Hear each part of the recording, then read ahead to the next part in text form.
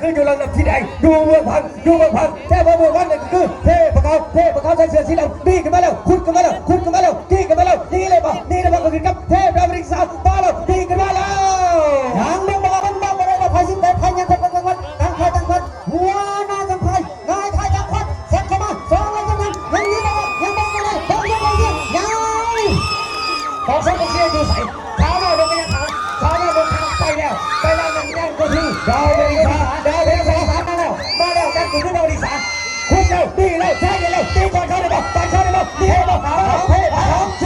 3 2 1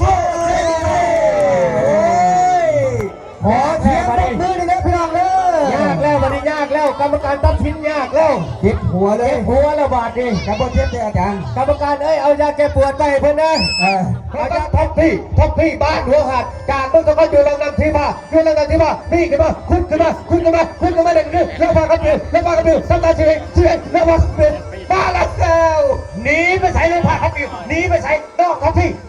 ทำทางมาสินี้ขึ้นมาหนีได้หรือบอกนั่นก็คือน้องท็อปพี่มาเลยตั้งแต่ที่สุดกลางบัง2เป็น2ลำยังหนีกันบอกมาเลยเจ้าหัวผู้ผ่านแต่ข้าศึกสูสีเนาะจะว่าจะขาดอะไรไม่หรอกท็อปพี่ทำทางสินี้นี่แหละพี่น้องหนีไปแล้ว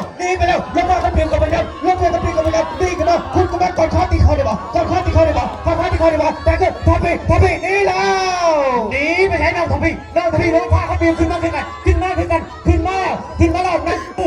พาเขาปิว5 4 3 2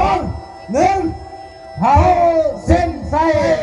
ขอเสียงปรบมือให้2 เล่น 2 ลำในเด้อพี่น้องเด้อเป็นที่เรียบห้อยแต่ยังบอกได้ว่าไผชนะอาจารย์จ้าเพราะอาจารย์นนท์ชัยเพิ่นกับอาจารย์ตรงนี้เพิ่นเนาะเพิ่นยังสิตัดสินอีกเทื่อนึงเป็นทางการโอกี้ทูสีเพราะว่า2 คนเมือง2 คนเส้นเดียวกันมาน้ำกันว่าซั่นเนาะกินกันบ่จะขาดปานใดตัดสินด้วยกระเป๋านี่บ่ได้บ่มีไผยอมนั่นก็คือพรพระวิเศษจากเมืองเซบุรังลำดับที่ว่าเข้าเส้นชัยไปก่อนขอแสดงความยินดีด้วยทั้ง2 เล่ม 2 ลำเพราะว่าจะเป็นสาวน้อยพรสวรรค์มาจากบ้านกอกปทุมวันก็ขอสมเสยขอเสียงตบมือให้2 เล่ม 2 ลำได้พี่น้องเด้อขอเสียงตบมือดังๆกับผู้ทรงผู้เที่ยวเฮานำเจนักกีฬา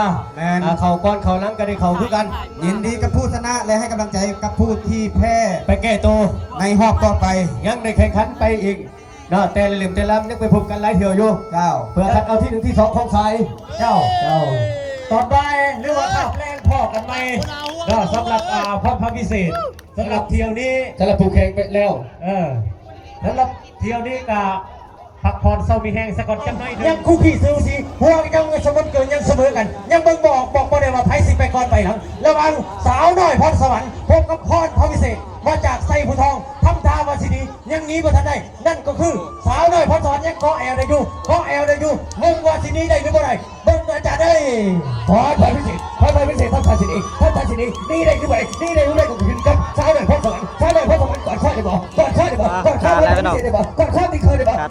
ลำเรือแล้วเนาะเรียกว่ากินไม่ได้หนีไม่ได้1นั่นคือพรพระวิเศษทำทางวันนี้หัวเบื่อมาแล้วนั่นก็คือเทพรพระวิเศษสาวน้อยพรสวรรค์มาได้ไหนนั่งขึ้นมากันพักแล้วกำลังแทงสาวน้อยพรสวรรค์โอ้ชัดเลยสาวน้อยพรสวรรค์ดีแล้วขึ้นแล้วไปหรือไม่ได้แต่ว่าทางเรื่องสิ้นใช่ไปแล้วทั้ง2 เล่ม 2 ลำเข้าไปแล้วพรพิเศษเป็นผู้ก่อนเนาะพี่น้องสนอพรสวรรค์เขาที่2จะเพิ่งจากสายตาเนาะหัวเรือเสมอกันหัวเรือสมันเกิดอยู่ในอาจารย์เพิ่นก็กล้าสัตว์แห้งยันถึงตะพังว่าปีนี้บัดเฮาเอาบอลชุดบัดขึ้นจากจอได้นึงว่าสนิทเรื่องนั้นเนาะเพิ่นเลยเศร้าพี่น้องท็อปพี่บ้านหัวหาดเมืองสงขลาอยู่ล่องน้ำที่ผ้าเข้าไปก่อนขอเสียงตบมือดังๆและหลวงพ่อคำผิวจากบ้านสังเกตเมืองสงขลาเข้าเป็นอะไรเทพแก้วอยู่ลำดับที่แดงมาจากดงนะครับเทพแก้วพบกับพ่อพระอาจารย์กิตินุ่มสว่างอยู่ลำดับที่บ้านทัพทาสินีนี่กันมาแล้วใช่สัญญาณขึ้นพ่อพระอาจารย์กิติขึ้นมาแล้วบีมาแล้วเหลือ2 เล่มยังหนีกันไม่ออกบ่งบอกกัน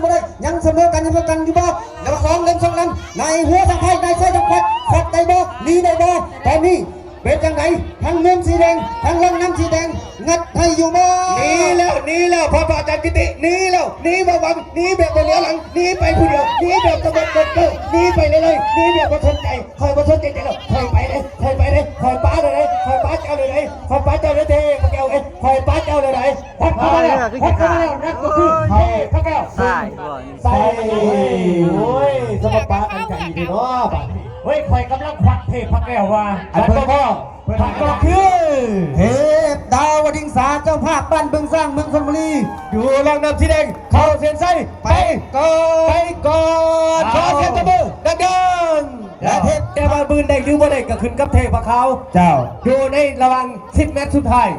เพิ่นคุดอันเพิ่นงัดกันนะเพิ่นบ่ปะกันนะถือว่าอนุกรรมการตัดสินเฮากะยังเบิ่งกล้องอยู่หรือว่านักใจสมควรอยู่เจ้ายังตัดสินว่าทันใดว่าแมนไผสีถ้าว่าชุดสินไทยอยู่ใกล้ขอบสนามจังหน่อยเนี่ยเพิ่นยังทีบีกันอยู่ไหนนะเพิ่นยังคิดคุ้นกันอยู่ผลการตัดสินอย่างเป็นทางการนั่นเองถ้าโดยลุงกันยังขาวถ้าโดยลุงยังขาวขึ้นเจ้าภาพบีขึ้นมาขึ้นกันมาเจ้าภาพเมื่อกี้แม่ดำห้องนี้ข่อยโมแม่ไม่ขาดห้องนี้ข่อยโมแม่ไม่ขาดข่อยที่เขาได้ห้องแปดทีมไปได้ช้าโดยนะว่าไว้โดยนะว่าขึ้นไปแล้วบีมาแล้วเห็นมาได้ก็คือสาวหน่อยโดนยังขาวทำทางมาสีดียังดีกว่าท่านใดพอสาวไว้หน่อยนะว่ายังกอดแอลได้อยู่น้ำไว้หน่อยนะว่าไว้หน่อยนะว่าพุดขึ้นมากอดแอลได้แล้วนั่นก็คือไว้หน่อยนะว่าสองเล่นสองลำยังท่ากันอยู่บ่หรือบ่ท่าเด็กสองระวังปุ๊บแดงระวังแดงยังไทยยังบอลได้ทียังไทยบอลได้ทีท่ากันได้ต้องท่ากันแน่เลยช้าโดยดึงแล้วเขาท่าเนี่ยช้าโดยดึงแล้วเขาท่าคนนี้เมื่อกี้เจ้าไอ้มาเจ้าแม่ดำเป็นบ่มันเจ้าขึ้นนี้ไม่บังเจ้าคนนี้ไปบังเจ้าโมแม่ดำท่าคนนี้บ่โมแม่ดำท่าไว้เลยนะบ่ไว้เลยคุ้มกันมาขึ้นมาข้อหัวเลยแม่เฮ้ยบ่มีแห้งบ่เหรอขึ้นมาแล้วนั่นคือไว้หน่อยนะว่าไว้หน่อยก็แอลเลยกอดข้อตีคอได้บ่บ่เลยจังเลยเส้น